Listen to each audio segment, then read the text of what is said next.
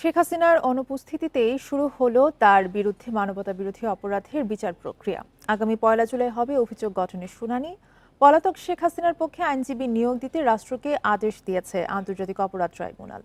মঙ্গলবার বিচারপতি মোহাম্মদ গোলাম মর্তুজা মজুমদারের নেতৃত্বে ৩ সদস্যের আন্তর্জাতিক অপরাধ ট্রাইব্যুনাল এই আদেশ দেন। পুনর্গঠিত আন্তর্জাতিক অপরাধ ট্রাইব্যুনালে এখন পর্যন্ত হওয়া ২৪টি মামলার মধ্যে শেখ হাসিনার বিরুদ্ধে মানবতাবিরোধী অপরাধের এই মামলাকে মনে করা হয় সবচেয়ে গুরুত্বপূর্ণ। মামলার অপর দুই আসামি শেখ হাসিনার সহযোগী সাবেক স্বরাষ্ট্রমন্ত্রী আসাদুজ্জামান খান কামাল এবং সাবেক আইজিপি চৌধুরী আবদুল্লাহ আল মামুন। তাদের বিরুদ্ধে জুলাই আগস্ট আন্দোলন দমনে, ছাত্র জনতাকে হত্যায়, উস্কানি, মারণাস্ত্রের ব্যবহার সহ ৫টি অভিযোগ আমলে নেয় ট্রাইব্যুনাল। পরে পলাতক শেখ হাসিনা ও আসাদুজ্জামানকে ১ সপ্তাহের মধ্যে আত্মসমর্পণের জন্য পত্রিকায় বিজ্ঞপ্তি দেওয়া হয়। হাজির না হওয়ায় তাদের পক্ষে রাষ্ট্রকে আইনজীবী নিয়োগের আদেশ দেয় ট্রাইব্যুনাল। ট্রাইব্যুনাল পত্রিকা বিজ্ঞপ্তি দিয়েছিলেন, পত্রিকা পেপার পাবলিকেশন হয়েছে, পত্রিকা বিজ্ঞপ্তি নথিতে সামিল হয়েছে।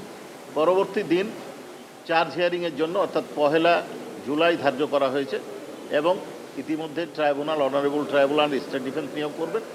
তারপর ১ জুলাই চার্জ হিয়ারিং।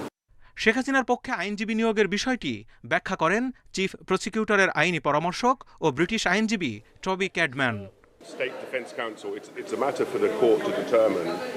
আসামির পক্ষে রাষ্ট্র কর্তৃক আইনজীবী নিয়োগের পূর্ণ এখতিয়ার আন্তর্জাতিক অপরাধ ট্রাইব্যুনালের।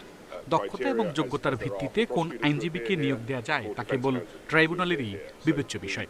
এখানে প্রসিকিউশনের কোনো দায়িত্ব নেই। এদিকে মঙ্গলবার শেখ হাসিনার বিরুদ্ধে গুমের মামলাটিও ট্রাইব্যুনালে ওঠে। হাজির করা হয় আরেক আসামি সাবেক সেনা কর্মকর্তা জিয়াউল আহসানকে। পরে মামলার তদন্ত প্রতিবেদন দাখিলে আরও ২ মাস সময় বাড়িয়েছে tribunal. Zahidul Bashar, independent news, Dhaka.